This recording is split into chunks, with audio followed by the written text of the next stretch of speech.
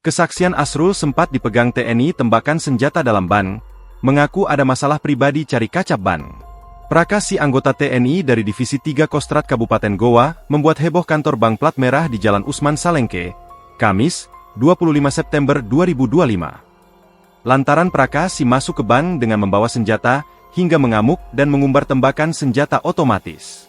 Salah satu saksi mengaku dirinya nyaris kehilangan nyawa lantaran sempat dipegang dan dicecar berbagai pertanyaan oleh pelaku. Sebelumnya, pelaku tiba dan langsung mengamuk di ruang lobi yang dipenuhi pengunjung. Tak hanya itu, pelaku kemudian masuk ke area dan mencari kepala cabang BRI. Sejumlah security dan warga berusaha menenangkan situasi. Saya sempat tenangkan, kemudian saya dipegang dan ditanya-tanya, "Kau petugas atau bukan? Dari satuan mana kamu?" kata Asrul melansir dari Banjarmasin Post. Asrul mengatakan pelaku sempat meminta air minum dan mengaku sedang menghadapi masalah pribadi. Asrul kemudian dilepaskan oleh pelaku setelah mengetahui bahwa dirinya adalah masyarakat sipil.